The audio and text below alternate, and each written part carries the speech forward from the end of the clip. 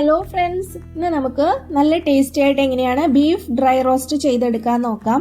അതിനായിട്ട് 1.5 kilo beef എടുത്തിട്ടുണ്ട്. നന്നായിട്ട് കഴുകിയെടുക്കണം. ഒരു 10 മിനിറ്റ് വിനേഗറും ഉപ്പും ചേർത്ത് വെള്ളത്തിൽ ഇട്ട് വയ്ക്കുക. അതിനുശേഷം നന്നായിട്ട് കഴുകി വെള്ളം വാർന്നതിന് ശേഷമാണ് എടുത്തിരിക്കുന്നത്. 1.5 ടേബിൾ സ്പൂൺ ഇഞ്ചിയും വെളുത്തുള്ളിയും ചതച്ചത് ഇട്ട് കൊടുക്കാം. 1.5 ടേബിൾ സ്പൂൺ എരിവുള്ള മുളക് പൊടി, 1/2 teaspoon Kashmiri chilli powder, 1/2 teaspoon മഞ്ഞൾപ്പൊടി, ആവശ്യത്തിന് ഉപ്പ്, 1 ടേബിൾ സ്പൂൺ വെളിച്ചെണ്ണ, ഒരു സവാള അരിഞ്ഞത് എല്ലാം ഇട്ട് കൊടുത്ത് നന്നായിട്ട് മിക്സ് ചെയ്തെടുക്കുക. ഇനി നമുക്കിത് കുക്കറിലേക്ക് ഇട്ട് കൊടുക്കാം. കുക്കറിലാണ് വേവിച്ചെടുക്കുന്നത്. വളരെ കുറച്ച് വെള്ളം ഒഴിച്ചു കൊടുത്താൽ മതി. 1/4 കപ്പിൽ കുറച്ച് കുറവായിട്ട് വെള്ളം ഒഴിച്ചു കൊടുത്തിട്ടുണ്ട്. ഒരു ലെമണിൻ്റെ ജ്യൂസ് കൂടി ഒഴിച്ചു കൊടുത്ത് നന്നായിട്ട് മിക്സ് ചെയ്ത് അടച്ച് വെച്ച് വേവിച്ചെടുക്കാം.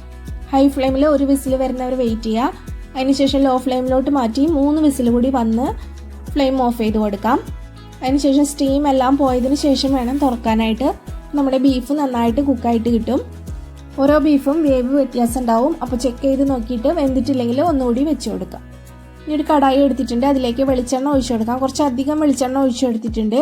1/4 കപ്പ് ഉള്ളി ചേർത്ത് നന്നായിട്ട് വഴറ്റിയെടുക്കാം. ഒരു നുള്ളു ഉപ്പ് കൂടി ഇട്ട് കൊടുത്തിട്ടുണ്ട്.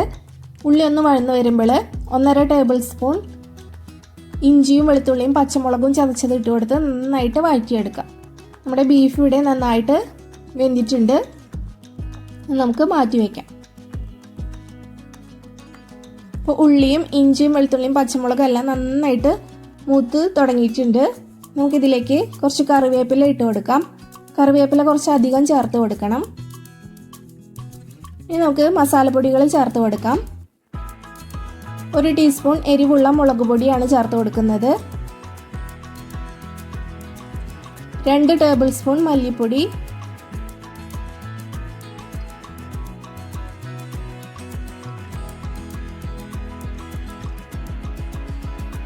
1 ടേബിൾ സ്പൂൺ കുരുമുളക് പൊടി ഇട്ട് കൊടുത്തിട്ടുണ്ട്. 1 ടേബിൾ സ്പൂൺ ചില്ലി ഫ്ലേക്സ് ഇട്ട് കൊടുക്കാം. 1/2 ടേബിൾ സ്പൂൺ ഗരം മസാല ചേർത്ത് കൊടുത്തിട്ടുണ്ട്. മല്ലിപ്പൊടി 1/2 ടേബിൾ സ്പൂൺ കൂടി ഇട്ട് കൊടുത്തിട്ടുണ്ട്. 2.5 ടേബിൾ സ്പൂൺ മല്ലിപ്പൊടി ഇട്ട് കൊടുത്തിട്ടുണ്ട് മൊത്തത്തിൽ. ഇനി 1.5 ടേബിൾ സ്പൂൺ വലിയ ജീരകം ചെറുതായിട്ടൊന്ന് ചൂടാക്കി പൊടിച്ചതാണ്, അതുകൂടി ഇട്ട് കൊടുക്കാം.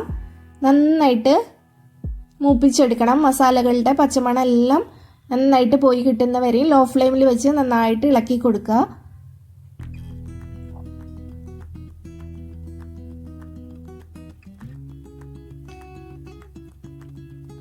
ഇത് നന്നായിട്ട് വഴറ്റി എടുത്തിട്ടുണ്ട്. ഇനി നമുക്കിതിലേക്ക് ബീഫ് ചേർത്ത് കൊടുക്കാം. ബീഫിൽ നന്നായിട്ട് വെള്ളം ഇറങ്ങി വന്നിട്ടുണ്ട്. വെള്ളമെല്ലാം നന്നായിട്ട് വറ്റി വരണം. അതുവരെ നമ്മൾ ഇടയിലൊന്ന് ഇളക്കി കൊടുക്കുക.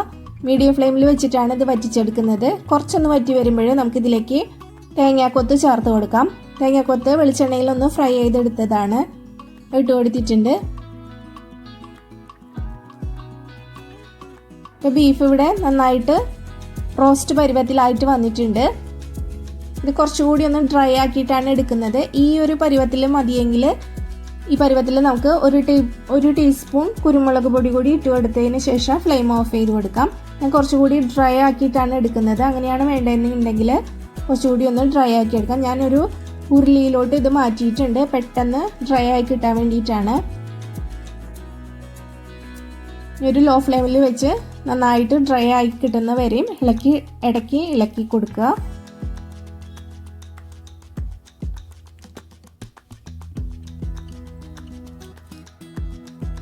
ഇത് നന്നായിട്ട് ഡ്രൈ ആയി വന്നിട്ടുണ്ട്. നമുക്കിനി ഫ്ലെയിം ഓഫ് ചെയ്ത് കൊടുക്കാം. ഉപ്പ് പാകത്തിനാണോ എന്ന് ചെക്ക് ചെയ്ത് നോക്കാം. നല്ല ടേസ്റ്റി ആയിട്ടുള്ള ബീഫ് ഡ്രൈ റോസ്റ്റിൻ്റെ റെസിപ്പിയാണ്. ട്രൈ ചെയ്ത് നോക്കിയിട്ട് ഫീഡ്ബാക്ക് അറിയിക്കാൻ മറക്കരുത്. ഇഷ്ടപ്പെടുകയാണെങ്കിൽ ലൈക്ക് ചെയ്യാനും ഷെയർ ചെയ്യാനും സബ്സ്ക്രൈബ് ചെയ്യാനും മറക്കരുത്. ഞാനിതൊരു സെർവിങ് ഡിഷിലോട്ട് മാറ്റി കൊടുക്കുന്നുണ്ട്.